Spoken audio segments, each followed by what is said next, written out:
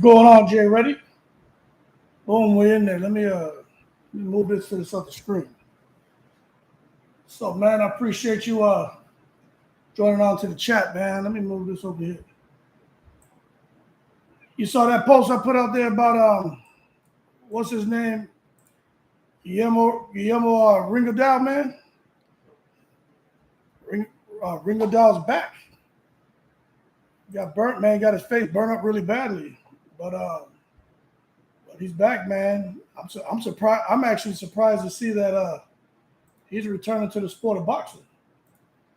To be honest with you, man. We'll see if we get some more people to join in, man.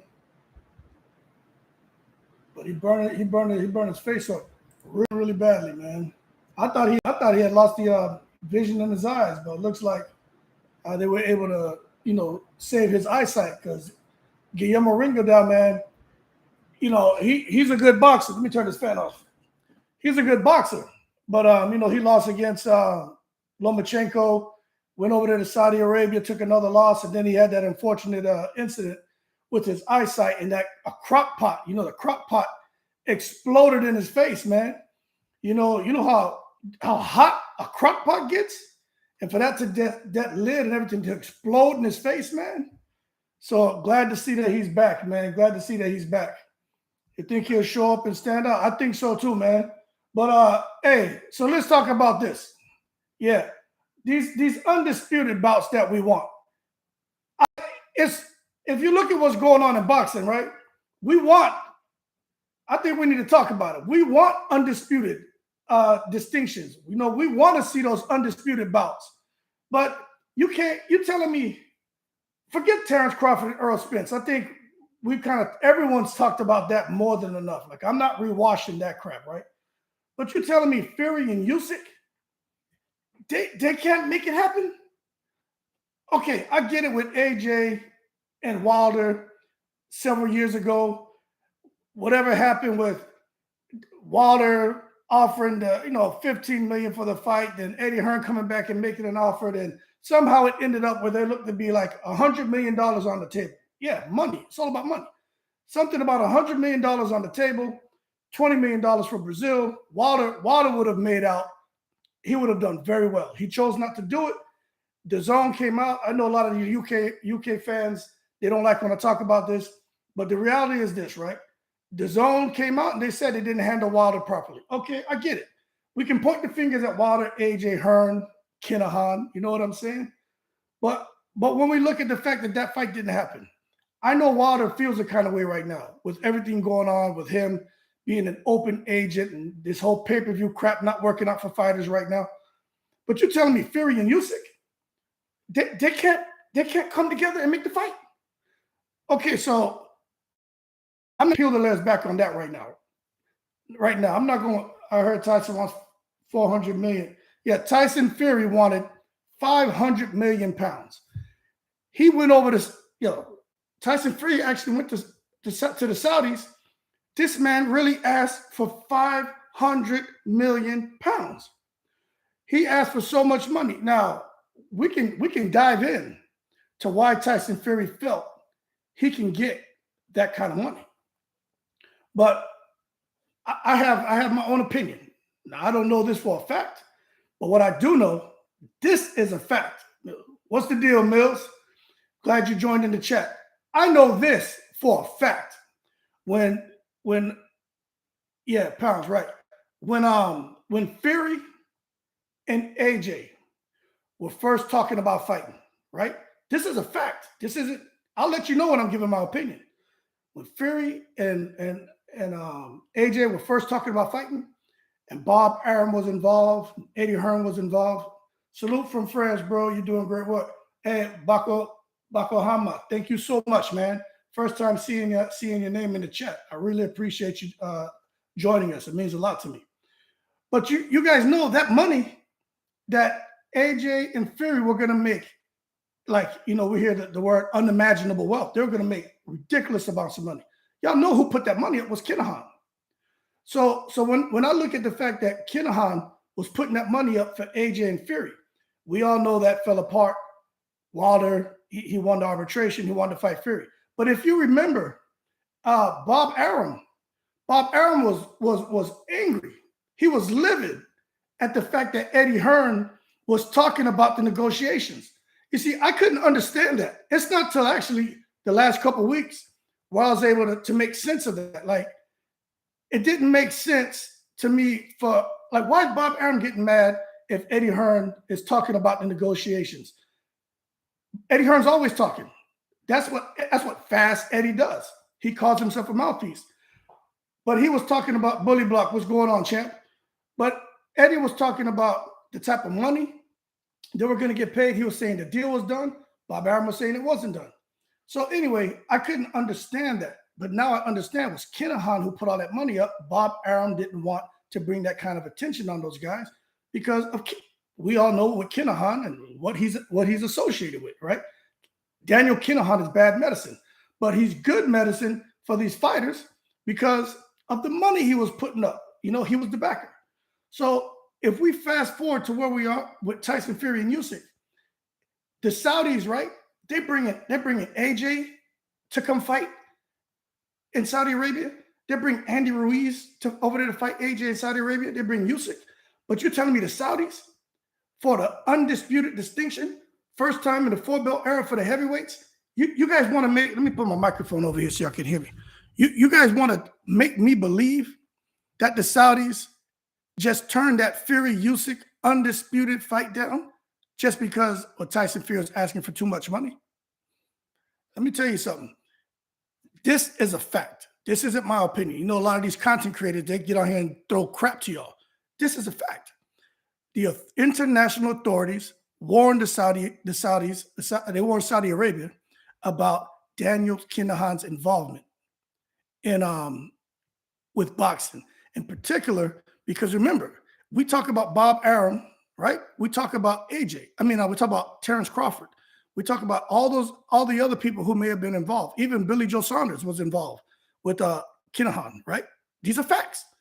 But what no one talks about is the fact that Eddie Hearn, when him and Bob Arum were trying to make that AJ Fury fight years ago, Eddie Hearn knew where that money was coming from. Eddie Hearn also has a relationship with Daniel Kinahan. This is a fact. Now, as far as Tyson Fury feeling he can get 500 million pounds going to Saudi, right? I truly believe, now this is my opinion, I truly believe Tyson Fury felt because of his association with Kinahan, because of the kind of money Kinahan is able to front, right? I truly feel Tyson Fury felt he can go ahead and get that kind of money because there's still some kind of relationship with Kinahan. Now, that's my opinion. But me being a common sense man, who in boxing is going to go to any country and ask for 500 million pounds? Some people say, oh, well, he's trying to duck. Yeah, Kinahan's still in the mix. People saying, oh, Tyson Fury is ducking Usyk. You know what I got to say to that? Hold your horses. Don't take it to the stupid. Tyson Fury's not ducking no damn Usyk. Tyson Fury is trying to get what Kinahan promised him. Kinahan promised him. These aren't my words. These are the words from Ben Davidson, who was training Tyson Fury, right? Ben Davidson said, Daniel Kinahan told Tyson Fury, I will lead you back to the top of the heavyweight division and unimaginable wealth. 500 million pounds sounds to me like unimaginable wealth. Okay? Now, that's not my opinion, people. This is what was said. This was what was put in the book. These are the words from those guys. So when you look at things falling apart and the Saudis kicking that stuff back, saying, no, we're not touching Tyson Fury. We're not touching him and Usyk. It's really Tyson Fury. Because you look at all the heat going on right now. Yo, the Kinahans, that cartel's still killing people out there in England. In Ireland. They got these guys are trafficking drugs all over the world right now. They've increased the heat on trying to capture Kinahan. So that being said, Tyson Fury and Usyk taking those massive pay cuts. Let me tell you that those massive pay cuts, they're getting really what they should have been getting anyway. But all this lofty expectations of getting 500 million, that's because of what's his name? Because of the Kinahan involvement. So in my opinion, them coming back to the UK, there should be no issue making the fight. But now there's an issue making the fight because Tyson Fury, rightfully so, right? I think we can all agree. Tyson Fury is the big man in the heavyweight division. I got an opinion about him and Wilder and all that crap, but I'm not going to get into that. But right now, Tyson Fury is the big man. If he and Usyk fight in the UK, I think it's only right that for Tyson Fury to feel, key word, right? For him to feel, he should get 70% of the purse. He should feel that way. But in all reality, that's a 50-50 split. Usyk has, 5 belts? Only 3 matter. The other 2 don't matter. Tyson Fury has the other one that matters. You bring them together, you can get the 4 that matters. So what's all the crap, in my opinion? What's all the put his fan on. Why are they quarreling about the purse split? But I'm telling you the direction is going to go because Usyk's team is in the UK right now. Usyk's team is actually sitting there meeting with Frank Warren and they're trying to sort out the deal. I'm gonna tell you what's about to happen. Usyk is going to concede to a 60-40 split or something crazy because Usyk really wants the legacy. But also, and let's just be real, outside of Tyson Fury, who's Usyk going to fight to make the kind of money he's going to make fighting Tyson Fury? You know what I'm saying? Did Tyson Fury get hand surgery? I don't know if Tyson Fury got hand surgery. I don't know anything about that, man. But what I do know is outside of Tyson Fury, Usyk can't go anywhere to make the kind of money he's going to make Tyson Fury. Who's Usyk going to fight? Who's Usyk going to fight? Deontay Wilder? You know what I'm saying? He risks losing that fight. I actually think Wilder would clip Usyk, but that's just my opinion. So as far as a heavyweight undisputed fight, look, man, I wouldn't hold my breath on it. And it makes me wonder, why doesn't Tyson Fury just take the fight? And I truly believe it's because he really wants to wait till he gets an opportunity for Tyson Fury to go and really make real money out there in Saudi. I think he's still, it's just my opinion, I think he's still depending on this guy, Kinahan, to come through and help him out. But that aside, look at Bivol and BETERBIEV. We probably won't get that fight. And then we already know about Spence and Crawford. You guys understand what's going on with Bivol and BETERBIEV, right? They're trying to pay attention to what's going on. I heard he was getting surgery before the fight. Yeah, I don't know about Tyson Fury getting surgery on his hand. But BETERBIEV and Bivol, Eddie Hearn's trying to make that fight in the Middle East. Y'all paying attention to this? Eddie Hearn's he's trying to make Bivol and BETERBIEV in the Middle East. If for some reason that fight can't get made, because we know the WBC is doing everything they can to block Bivol from getting a shot at undisputed at 175, then Eddie Hearn's looking to make Bivol Bawatsi over there in the Middle East. Actually, I think it's Abu Dhabi. But here it is, Eddie Hearn again, looking to go out to the Middle East. We talked about this in the other live. I didn't really expound, but my thing is, how come Eddie Hearn's the only one who can go out here to the Middle East, to the UAE, to Saudi, to Abu Dhabi? How come he's the only one that has the connection to go out there and make these fights? See, I understand some of the agreements he put in place with, I think it's the Ministry of Tourism. I could be getting it wrong, but I understand Eddie Hearn's a smart guy. He's a business guy. We got to give credit where credit's due, right? But there's a disconnect there. I can't make sense of how come Eddie Hearn, especially in the last few years, has all of these connects and all these opportunities to go out there and make fights in Saudi. I understand in the Middle East period. I understand those guys wanting to prove to the international community that they're a friendly country. We want people to travel here. We want to see an increase in tourism. But at the same time, you can't make me believe there isn't something more going on when Eddie Hearn seems to be the only one that can go over there and set up big fights. Can't make me believe that. So right now, Caleb Smith is supposed to be fighting BETERBIEV. Baco, the fight will happen in Dubai. Yeah, they're trying to make the fight in Dubai right now with Bivol, and it's either Bawatsi, and if BETERBIEV gets beyond Caleb Smith, then we could see BETERBIEV against Bivol. But the WBC, they won't let Bivol fight for any WBC straps. at 175, only at 175, because he's Russian. But that's stupid, because BETERBIEV is Russian. Neither one of them live in Russia. One lives in Canada, one lives in the United States. So if you're going to let BETERBIEV fight at 175 and the WBC doesn't care if he goes, because he has the belt, BETERBIEV does. But why won't you let Bivol fight to try to win the WBC strap? He lives in the States. He's Russian. He's not in Russia. But you'll let Bivol fight at 168, Canelo, for all 4 belts? That's stupid. So we're not going to get that either. So to me, 2023 is just, in my opinion, it's a dead year. I'm going to say that for boxing, not for women's boxing though, but I think it's a dead year for boxing. I don't think we're going to see those 3 undisputed bouts we talked about. If it happens for Fury, then great. But something else that I'm going to tell y'all, and this is my opinion, I think this is the year where you see a lot of fighters do like what Deontay Wilder is doing.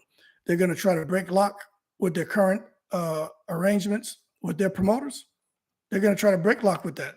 And they're going to try to go on and do their own thing, kind of like what Terrence Crawford is doing. The problem is some of these guys have these kind of contracts where they can't become a free agent. That's why keyword Deontay Wilder said he's an open agent, because he still has a contractual obligation to Al Heyman. Although Deontay Wilder, people got mad when I said he fired him. He did fire him. He didn't promote him. If he's leaving, if he's leaving the promoter to go elsewhere to try to find other people who can promote his fights and put money in his pocket, then he fired him. I'm not saying he can't rehire him later, but he didn't promote Al Heyman. Okay. Bivol going down at 168 is suicide. I think it is. Although Bivol says he can make it, I don't think it's a good idea. Why? Bivol doesn't need to go down to 168. You know, Canelo's the one calling for that rematch. That's Canelo. Canelo's pushing that. And the WBC is pushing that. And Eddie Hearn is pushing that. I think Bob and Frank Warren want to keep those 170 belts on that side. I think too. I think so too, man. Because you look at Bob Arum. Matter of fact, look at all these promoters. When it comes to Earl Spence has what, 3 belts? If Earl Spence fights and loses those belts, who gets those belts? You know what I'm saying? Someone else. You look at Bob Arum. They have 3 belts with BETERBIEV. If BETERBIEV fights and loses those belts, then those belts go over there to Eddie Hearn and Bivol and those guys if he fights them. You know what I'm saying? They really don't want to risk losing those belts, because those belts are like certifications out here in the public sector. They matter. Once you have the belts, you should be able to get the lion's share of the purse. You should be able to dictate terms. But then you look at Usyk. Usyk has what? Like, again, 3 belts that matter, but he has 5 total. But you run into an issue when you run into a guy like Tyson Fury, who's a global superstar, and you should be able to dictate terms. You should be able to command the lion's share of the purse. But that's not really how it works out sometimes, and that sucks. So yeah, I agree. I don't think so. Bully Block Boxing says, I think it's going to be a good year. We got some good fights coming up. Tank versus Ryan, Thurman versus Spence, and then the Ortiz fight. He says, Wilder going to fight somebody. We got to see the comeback of AJ too. Yeah, Bivol does want to be undisputed twice. I just can't see him forcing himself to go to 168. But with Tank and Ryan, I'm gonna be honest with you. That's a good fight, man. That's a real good fight. I just don't think Ryan has the experience, and I don't think Ryan has what Tank has. And I'm not talking about power because Ryan has power. Tank has experience, man. I mean patience. Tank has patience. You can't teach a fighter how to be comfortable and patient in the ring. And I think that's ultimately what's going to make the difference in that fight between Ryan and Tank Davis, because basically it's the battle of the lefts. You know what I'm saying? Ryan's left hook, Tank straight left. You know what I'm saying? That's what it is, the battle of the left hands. But the patience, the fact that Tank, he can box, he can stay on the side, he can close the distance when necessary. But if he feels that the power of Ryan Garcia, Tank's going to be patient and set traps. Ryan Garcia, he keeps his chin too high in the air. Plus, he's in between trainers, man. You know what I'm saying? I don't like that. When you get fighters who are in between trainers and they're trying to learn the trainer's style, that just, to me, that makes them vulnerable. So I got Tank knocking Ryan out, I'd say within 7 rounds. I think the first time Ryan gets a little bit aggressive, because Ryan is talking about trying to finish the fight. It's like David Benavidez is talking about coming in looking to knock Caleb Plant out. But in my opinion, I think that what's going to be the difference in that fight between Tank and Ryan is not the power. They both have power. I think it's patience. And Tank has proven that he has the patience, man. He has the patience to get in the ring and then set the trap and then execute when it's safe to do so and get the fighter out of there. Now, as far as Thurman and Spence, nobody's really giving Thurman a chance. I'm giving Thurman a chance to knock out Spence. I mean, that's just me. I know some people are going to shred me for that, but hey, that lateral movement and being able to fire while you're moving, being able to punch while you're moving, Keith Thurman can still do that. It's just a matter of what happens after 4 rounds. You know what I'm saying? If he can't get those shots off. If Thurman can't get those shots off on Spence, I say after the 4th, 5th round, then I think it's all downhill because Earl Spence keeps coming stronger and stronger, and he just breaks you down, man. Okay, but I think within 4 or 5 rounds, I give Keith Thurman a chance for the knockout.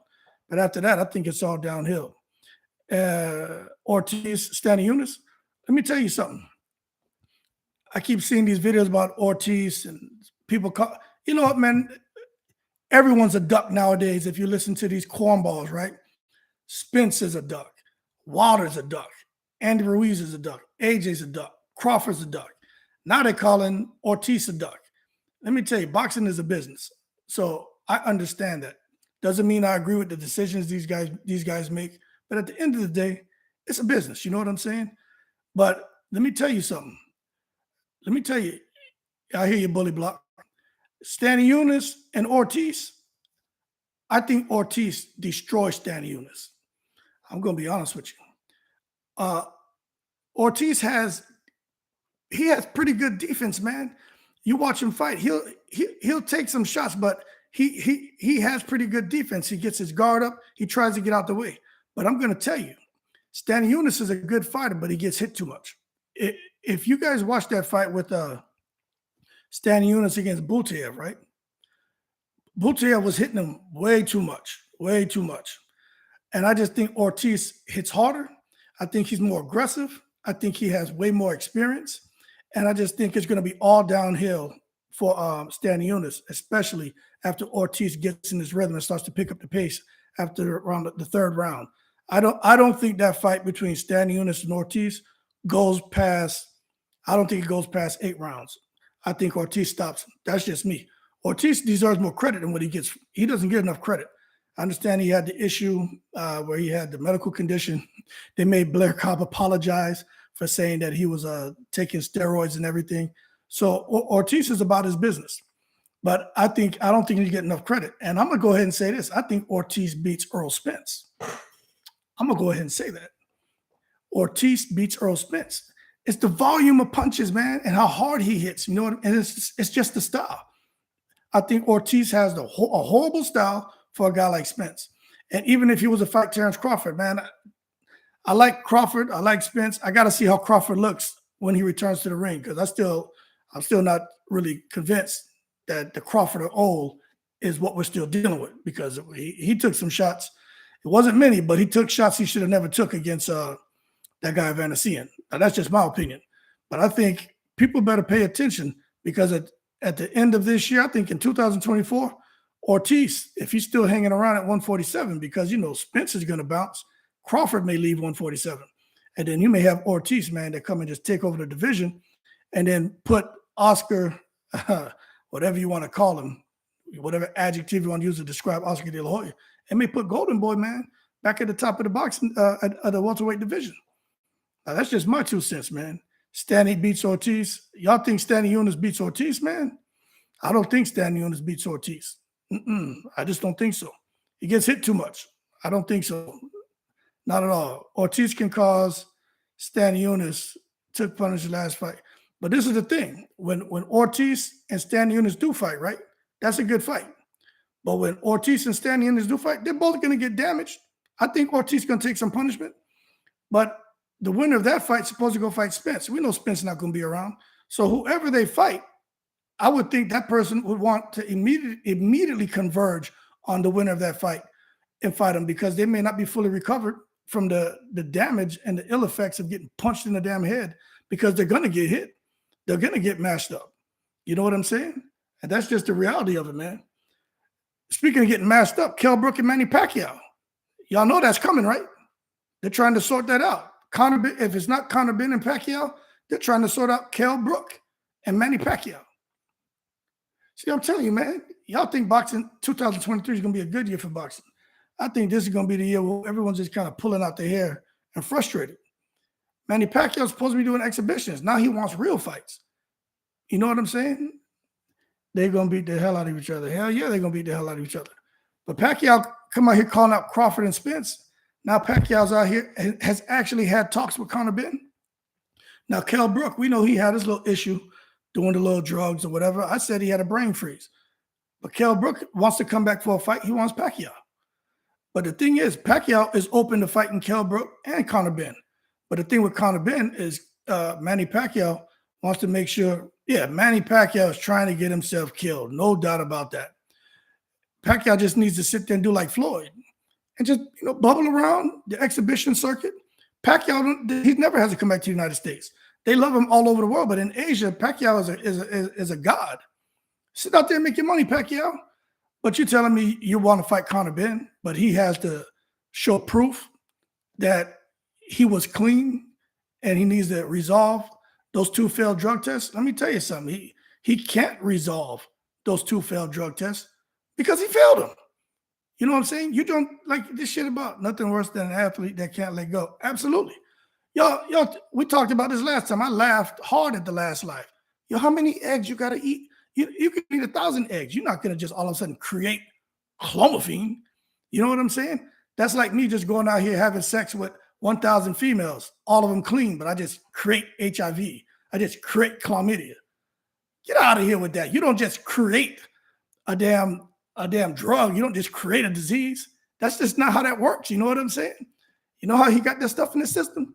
It wasn't because he ate a whole bunch of damn eggs. Because the man was on the juice. Get out of here, man. That damn nutritionist, let me tell you, Tyson Fury is on the juice too, man. Y'all can't make me believe that. I think all those guys over that matchroom, Billy Joe Saunders, man, people gonna get mad, but I don't care. I'm a conspiracy theorist these days, man. I don't believe nothing. I don't believe nothing these guys say. When you look at this Dr. Usman Sajjad or whatever, and the fact that he's been out there with Tyson Fury all these years and out there in these other boxers training camps, when you get a doctor, right?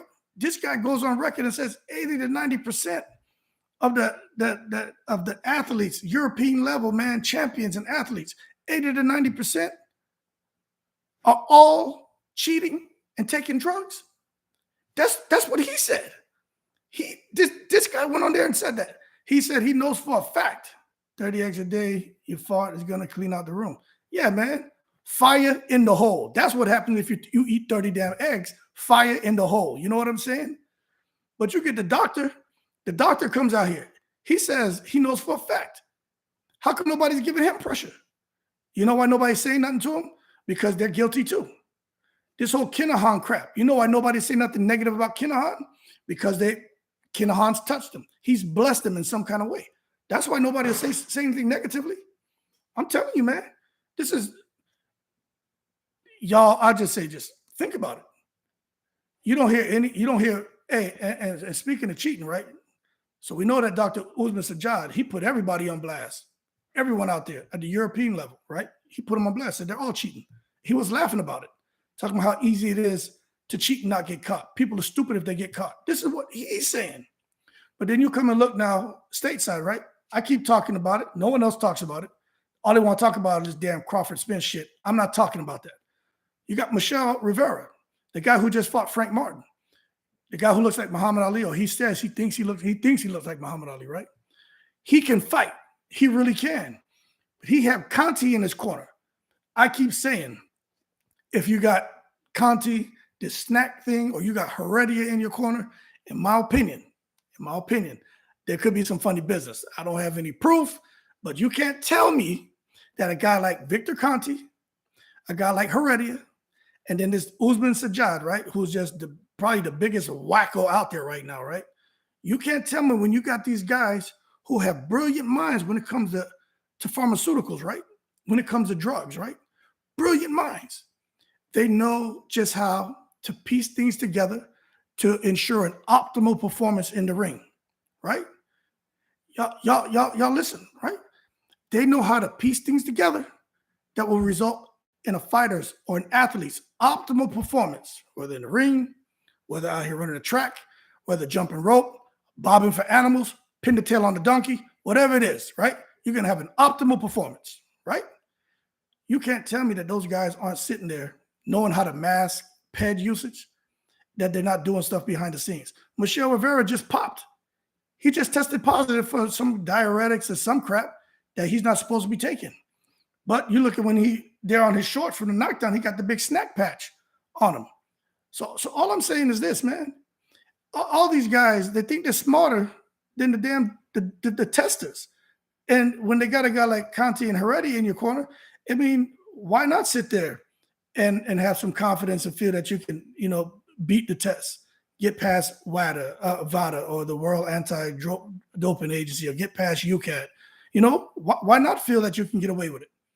That's why in the last live we were talking about what's coming up with what's the name, Benavidez and Caleb Plant.